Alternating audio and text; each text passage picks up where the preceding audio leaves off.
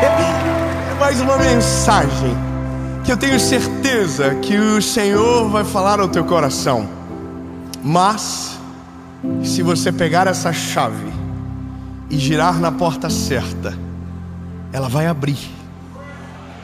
É sobre uma chave que abre todas as portas, o que nós chamamos de a chave mestra. Não importa a porta que você colocar, ela vai abrir. Então, lindo, eu não sei se você vai ter coragem de sair dessa mensagem, mas se eu fosse você, ficava até o final, eliminava as distrações e se preparava para tomar decisões radicais, mas que vão fazer você viver milagres extraordinários. Amém? Mas antes de ir para a mensagem, eu preciso te pedir uma coisa muito importante.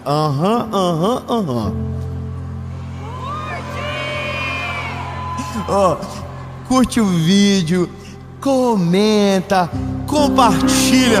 Aliás, eu vou te sugerir um comentário para você fazer já no começo agora, para nós ver se você tá ligado ou não. Comenta assim: hashtag time de segunda.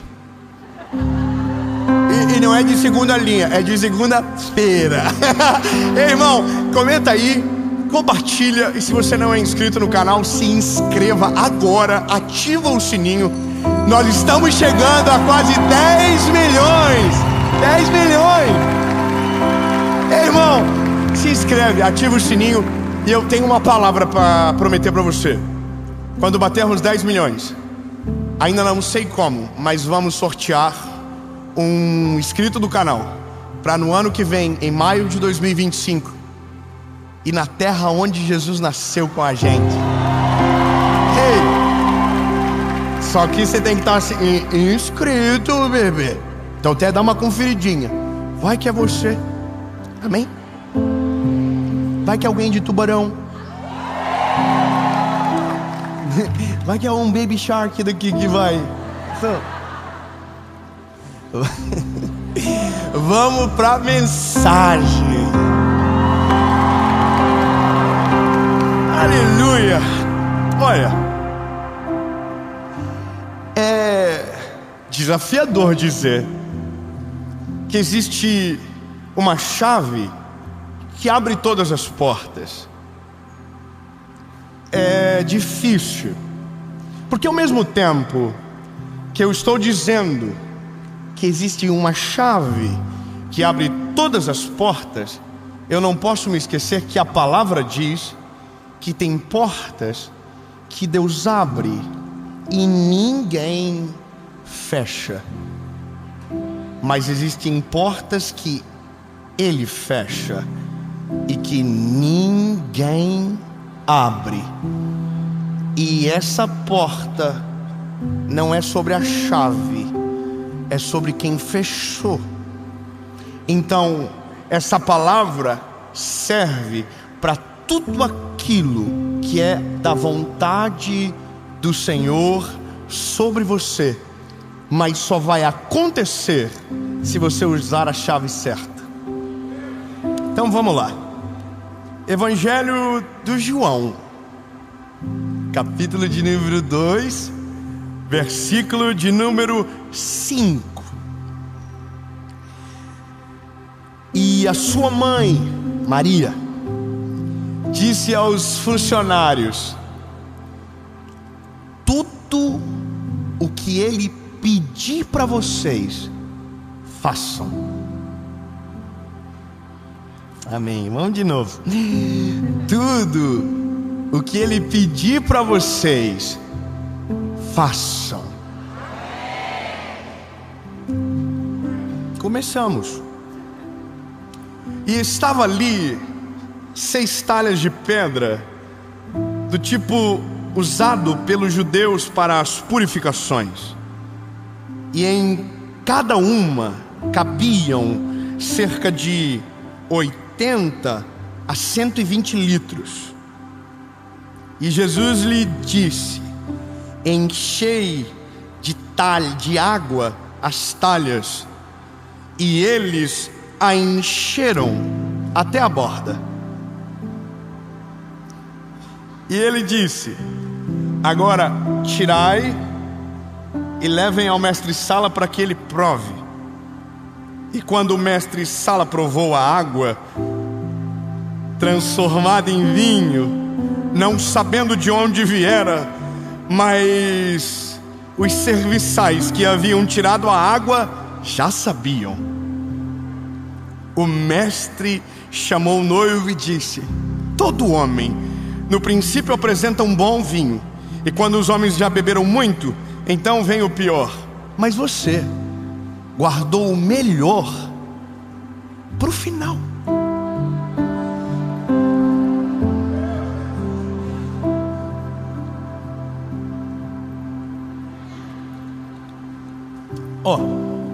Vamos combinar um negócio?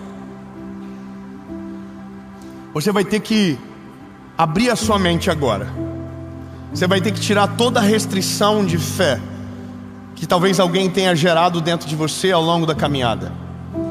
Eu quero que você tire toda a frustração que alguém possa ter feito, ou talvez todas as orações que você fez e aparentemente Deus não respondeu. Todo milagre que você pediu e não chegou. Limpa tudo agora. Coloca tudo para fora. Deixa o coração puro, deixa o coração limpo para ouvir o que eu vou falar para vocês. Olha, João, ele era um discípulo muito conectado com Jesus. A Bíblia diz que o Senhor tinha 12 discípulos, 3 eram amigos, mas um era íntimo dele. E esse discípulo é aquele que escreve esse texto.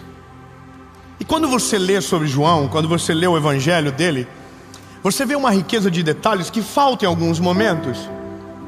Por exemplo, tem coisas que Lucas fala que João não disse. Sobre Pedro, por exemplo, tem detalhes de Pedro que só Lucas conta, João não. Mas João conta mais detalhes de Jesus do que sobre os discípulos, o que é bom para você entender algumas coisas. Então Lucas fala muito sobre os fatos, mas João tem um cuidado específico para falar sobre Jesus, de uma forma que um evangelho acaba completando o outro e torna-os perfeitos. Mas quando você olha João fala de 7 milagres que Jesus fez, e que antes de fazer o milagre, Jesus pediu algo para ser feito, para quem estava buscando o milagre. Então, é preciso entender que tem milagres que acontecem de maneira sobrenatural, porém não é nos exigido nada, a gente só vive. Quantos milagres invisíveis que você vive e que nem sabe para testemunhar? Quantos acidentes que Deus já te livrou? Quantos combates desnecessários o Senhor já te livrou? Quantas vezes a sua vida foi preservada e você nem sabe que Deus o fez, mas Ele fez, e você só está aqui porque a Bíblia diz que a causa de nós não sermos consumidos são as suas misericórdias. Misericórdias essas que se renovam a cada manhã. Lindo! Jesus ama você, sabe o teu nome, o teu endereço, cuida de você na palma da tua mão, da mão dele, tem os cabelos da tua cabeça contados. É detalhe demais para você entender, mas ele conhece tão bem você que nem você mesmo se conhece como ele te conhece. Mas existem milagres que Jesus vai fazer, mas antes a nossa postura de fé vai ser testada, e a maneira que a gente se porta determina o milagre que a gente vai viver. Então, por isso que eu disse que é bom que você tire tudo do coração, que você agora limpe, purifique, porque eu sei que tem coisas que você já orou que Deus não fez, que teve milagres que você pediu e que o Senhor não realizou. E eu sei, porque eu também tenho orações que não foram respondidas, ou foram, mas por conta da minha ignorância não entendi. Mas eu tenho vezes que fiz tudo e nada aconteceu. Já orei por doentes que não foram curados. Já orei por pessoas e que morreram. Já orei e não vi acontecer. Já pedi para que a chuva parasse e a chuva não parou. Mas também já pedi para que a chuva parasse e ela parou. Já pedi para que o Senhor Jesus curasse e Ele curou. Já vi mães estéreis dando à luz. Já vi câncer serem retirados de maneira imediata.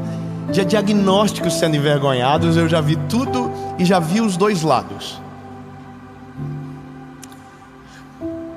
Mas tem uma parada. A nossa maior dificuldade de crer é justamente a nossa disponibilidade em se mover para aquilo que os nossos olhos não enxergam. Então, lindo, a gente só cura, a gente só entende o que precisa quando mergulha na palavra. Na verdade, o cerne de tudo é a vontade de Jesus, o que Ele quer. E o que Ele quer reflete no que eu devo fazer. Então, examina comigo um milagre para começar. A Bíblia diz que é o primeiro milagre público de Jesus. É num casamento em bodas de Caná da Galileia. Jesus ainda não havia sido exposto. Portanto, mesmo tendo poder para tudo, não havia sido provocado para. Seu ministério ainda não era público, mas havia uma mulher que sabia quem ele era. Maria sabia quem morava na casa dela. Maria sabia que aquele menino não era normal. Maria sabia que aquele menino carregava uma missão muito poderosa. Maria não criou um filho para viver, criou um filho para morrer na cruz do Calvário. Maria sabia de tudo dele. Sabia quem ele era, sabia o poder que ele tinha, sabia que o pai dele não era José, era o Deus dos céus e da terra. Ela sabia tudo dele, porque quando o anjo chega na casa de Maria, o anjo diz: e o reino dele não terá fim. Ele reinará para sempre, e o nome dele será Jesus. Maria sabia que 400 anos antes de ele chegar, um homem se levantou para profetizar dizendo: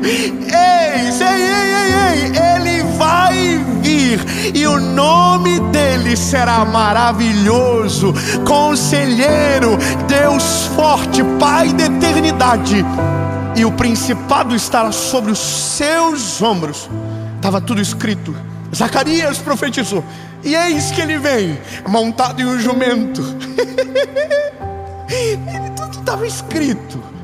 Não há nada novo. Tudo que Jesus fez foi para cumprir aquilo que antes havia sido proclamado sobre ele, para que justamente aqueles que deveriam o receber tinham a certeza de quem se tratava. O problema não era o que estava escrito, mas a interpretação que se recebera. Bom, Maria sabia quem era o filho dela. E quando a Maria viu que o vinho acabou e que a festa iria de água abaixo, literalmente, porque o vinho havia acabado, a Bíblia diz que ela chamou Jesus e falou: eu sei que você pode resolver o BO dessa galera aqui. Aí Jesus falou: mas ainda não é chegada a minha hora. Eu imagino Maria: mas eu sou tua mãe.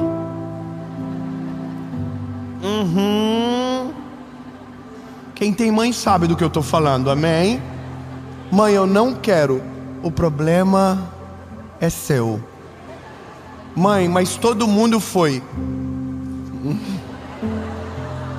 Você sabe. Não, Maria. Chamou os funcionários e falou: seguinte, faz tudo o que ele falar para vocês. Mas quem iria fazer tudo não sabia quem ele era. Não tinha uma história com ele. Não havia um milagre contado. Não havia nada registrado acerca dele. Ele era o filho do carpinteiro de Belém. Ele era o filho da Maria. E nada mais. Primo de João Batista, sobrinho de Isabel. Era um garoto. E aí Jesus fala para a galera: tragam 6 talhas, que era o que tinha, de água para mim. E aqui começa uma verdade que quanto antes a gente aprender, melhor. Mesmo que não faça sentido, mesmo que não seja lógico, mesmo que a conta não feche, mesmo que você não consiga entender, faça tudo aquilo que Ele te mandar. 10 améns. Eu vou dizer de novo então, para melhorar. Faça tudo o que Jesus mandar, com uma certeza: se Ele falou, o final do filme já está preparado. Esses homens, esses funcionários, não tinham nenhuma história com ele, mas havia uma autoridade nele que o precedia. Você podia não acreditar que ele era o Messias, mas não tinha como dizer que aquele homem era normal. Havia algo sobre ele. Ele era 100% homem, mas também era 100% Deus. Havia autoridade sobre ele. A Bíblia diz que quando ele fica público, as multidões se acotovelavam para estar perto dele, para tocar nele, porque havia poder saindo, havia virtude fluindo dele. Agora, eles não sabem ainda, mas sentem algo diferente. E agora, debaixo de uma ordem, eles têm que tomar uma postura, e a postura é encher de água as talhas. Só que tem um detalhe na Bíblia. A Bíblia diz que a talha do padrão judaico cabia de 80 a 120 litros. Só que o que a Bíblia diz sobre esses servos é que eles não colocaram 80, eles não colocaram 90, eles não colocaram 100, eles encheram até a borda.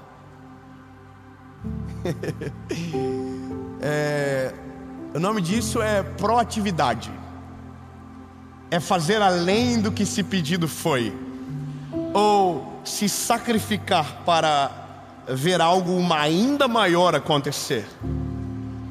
Eu não sei como é você, mas quando minha mãe pedia para buscar água, para encher a jarra e deixar na geladeira, é que aqui todo mundo é rico, todo mundo toma água a voz.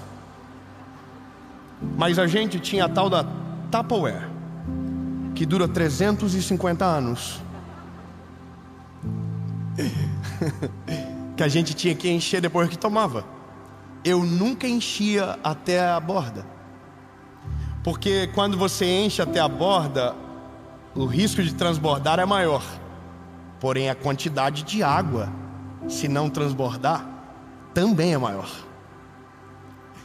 Você já começou a entender, né? Eles tinham uma opção: não vamos sacrificar nossas costas, não vamos carregar 80 litros de 120 litros de água, se a gente pode carregar 80.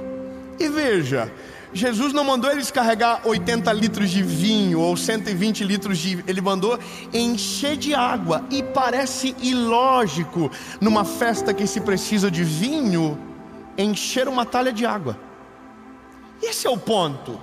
Jesus não está pedindo algo lógico, Jesus não está pedindo algo simples, Jesus está pedindo uma decisão de crer. Se você crer que eu posso fazer alguma coisa, antes de eu fazer, faça você. Traga o sinal que você acredita na minha frente. O quanto você trazer de água, eu vou transformar em vinho. Mas é você que vai encher a talha de água. Bom,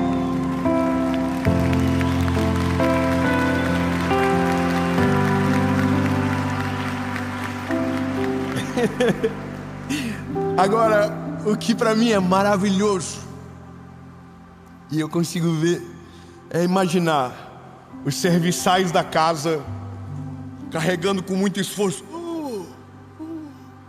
aquelas talhas cheias de água, indo em direção para quem precisava de vinho.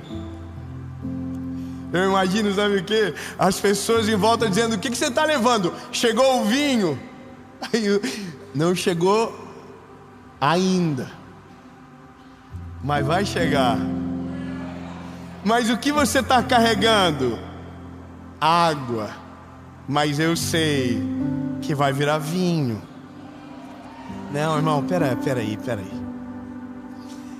Quando cremos no milagre, a palavra crer é ver antes de acontecer.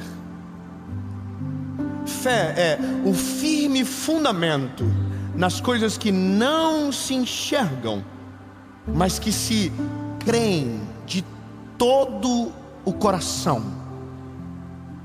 Portanto, você nunca pode chamar de milagre aquilo que você não viu pela fé. Eu vou ser mais claro. Tudo que você pede, tudo que você coloca na presença do Senhor, a partir do momento que você coloca, os seus olhos precisam ver pela fé aquilo que você apresentou ao Senhor. E isso muda a postura da gente. Eu vou ser bem específico com você, mas antes eu preciso te dizer: as talhas chegaram até Jesus. Os meninos que estavam carregando ficaram olhando para ele. Um vinho bom demora bastante tempo para fermentar. Quanto tempo vai demorar? Aí a Bíblia diz que não demorou muito.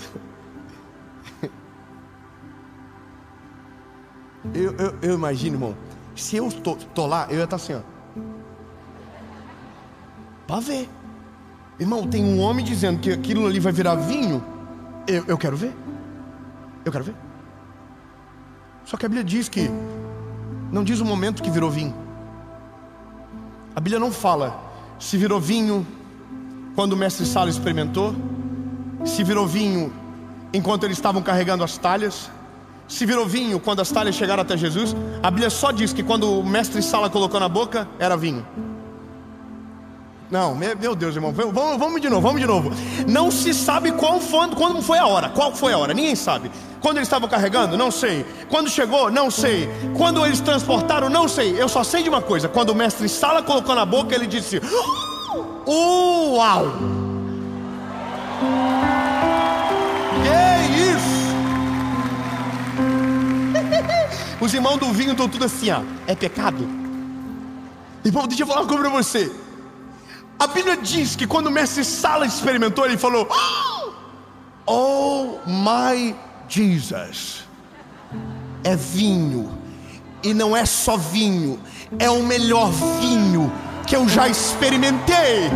Aí ele fica inconformado com a liturgia da chegada daquele vinho. E ele vai no dono da festa, no noivo, e diz: que é isso que você fez? Normalmente se deixa o melhor vinho para o começo. Você serve quando todo mundo está bêbado, coloca tudo que tiver de refúgio. Você deu o melhor no começo, que eu pensei que era o melhor, mas o que você serviu por último é muito melhor do que tudo que foi servido. Mas minutos atrás aquilo era só água. Eu vou ser mais claro com você. Um vinho precisa de 2 anos para fazer a sua fermentação ficar aprazível ao paladar. E nem sempre ele será tão bom. Quanto mais velho, melhor. Jesus fez o melhor vinho sem respeitar o tempo do vinho. Jesus fez o melhor vinho sem precisar de uva. Não, ele vai ficar doido. Jesus não fez o vinho com uva. Jesus fez o vinho com a talha que os servos trouxeram cheias de água. É lindo! Deus vai fazer com aquilo que você trazer para a mão dele, o que você apresentar para ele, e com fé se mover em direção do teu milagre. Ele é poderoso para fazer. Eu sei o que vem no teu coração, aí Dave, é muito difícil. Mas se você crer, você vai fazer tudo o que ele mandar. E se ele falar você ir, você vai. Se ele falar para você pular, você pula. Se ele falar para você voar, você bate a mão e voa. Não importa, não precisa fazer sentido, mas tem que vir dele. Se vem dele, acontece. O nome dele é glorificado, o milagre chega. Mas a gente tem que aprender logo. A chave que abre todas as portas não é a fé, é a obediência. A fé vem depois, a obediência vem primeiro. O milagre vem depois, a obediência vem primeiro. Lindo, Deus não fez nada na minha vida enquanto eu não obedeci Ele naquilo que Ele estava me pedindo. E tudo o que Ele me pediu, mesmo doendo, mesmo tendo vergonha, mesmo morrendo de medo, eu fiz. E tudo aquilo que eu obedeci, o milagre dele derramou sobre mim. Mas não dá para transformar. Até dá, mas aqui não. Se a talha não estiver cheia de água, a obediência deles não é normal, é uma obediência extravagante. A gente não vai encher pouco, a gente vai encher até a borda.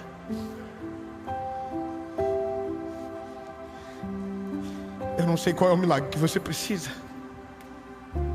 mas se eu fosse você, eu parava de pedir e começava a agradecer como se ele já tivesse chego. Eu vou ser mais claro.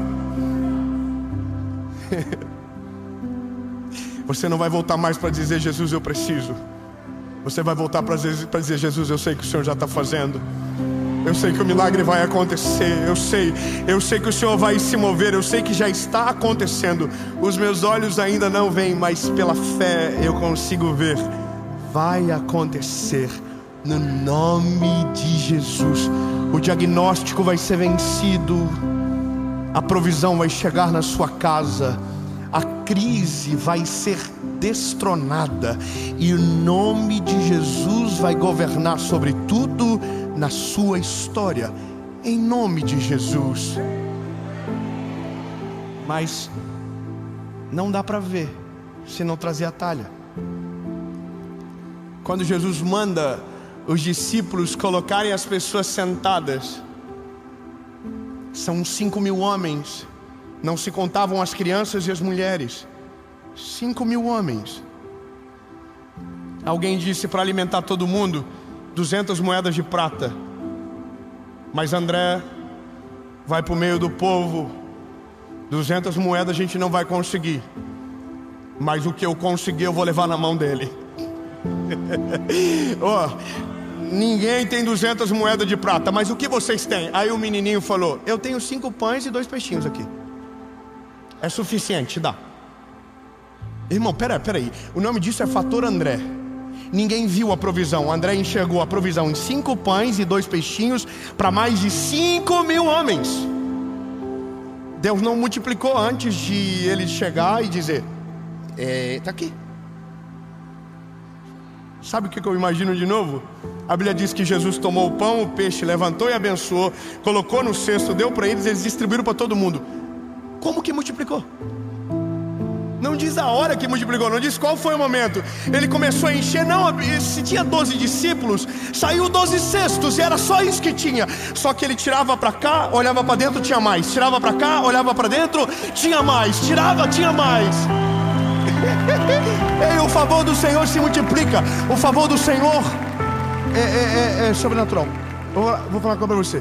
Quando Jesus falou comigo, que era para eu abrir mão de um sonho meu, eu entrei em crise, porque eu não queria. O que o Senhor estava pedindo é: traga minhas talhas cheias de água, solta o que você carrega e traz o que eu tenho poder para transformar. Não é tão fácil como a gente gostaria, mas é exatamente isso que move o céu à nossa direção. Quando você crê tanto que você obedece tudo para ver aquilo que Deus tem para fazer sobre você. Eu não sei qual é o projeto que você está morrendo de medo, lindo. Eu não sei qual é a planta que você tem na mão. Eu não sei qual é o sonho que você já abortou porque pensa que não pode mais.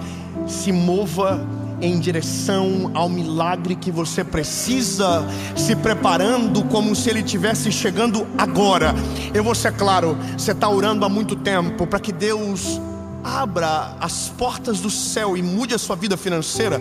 Abre uma conta nova. Abre uma conta nova. Mas David, não aconteceu ainda. Mas quando acontecer, a conta está lá.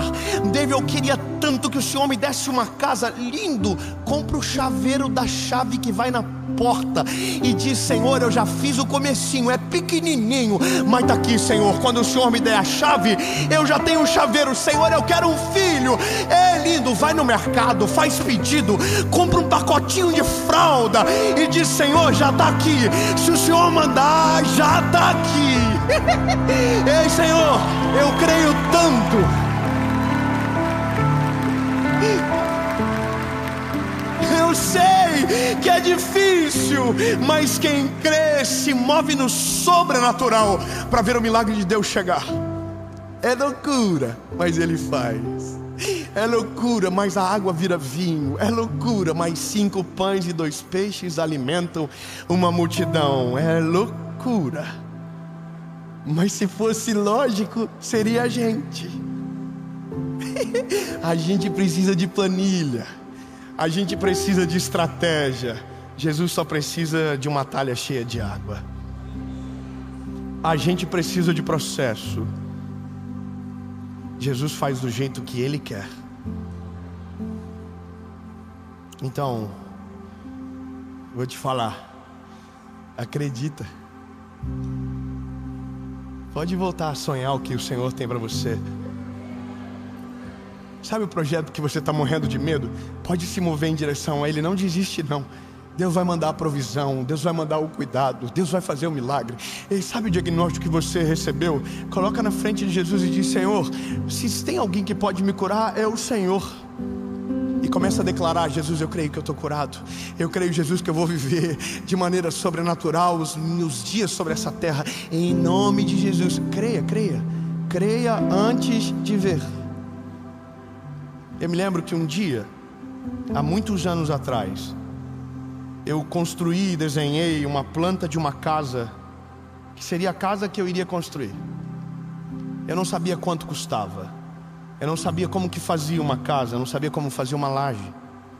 Eu fiz a planta, mostrei para um amigo meu, ele disse: você sabe quanto custa um metro quadrado? Falei: não sei. Aí ele falou para mim: é que se você construir uma casa desse tamanho, vai sair X. Falei: isso eu não tenho condição. Ele falou: então, o que você consegue? Eu conseguia X. Eu desenhei 2x. Porque se eu contar só comigo, não é testemunho. Se eu contar só com a minha calculadora, não é milagre. Se eu contar só com aquilo que eu vejo, eu nunca vou sair do normal. Eu sempre vou viver o básico. Eu fiz 2x. Eu fiz uma casa de 2 andares.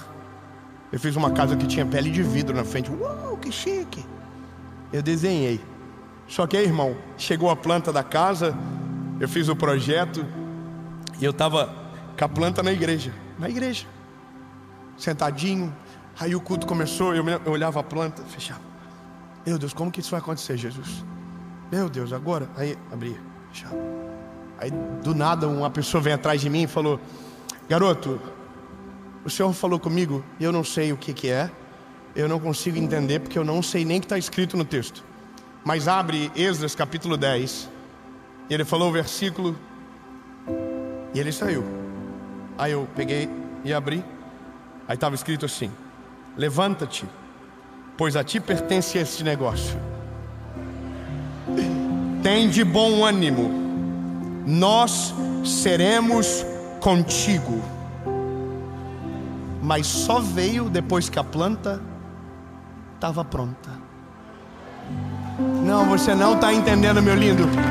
A casa não nasceu sem a planta. Depois que a planta ficou pronta, Deus falou: agora, deixa comigo que eu resolvo. Eu não tinha um centavo. Uma semana depois, meu carro capotou. É que Deus trabalha de um jeito diferente. Eu nunca tinha feito seguro de um carro. Aquele eu fiz. O carro estava quitado. E o dia que bateu, era o dia anterior, eu havia quitado o seguro também. Você não quer glorificar? Eu vou falar o que Deus fez. O valor que entrou do seguro, eu encontrei o construtor. Dei na mão dele. Falei: toca-lhe o pau. Faz no que dá. Ei, só que escute, eu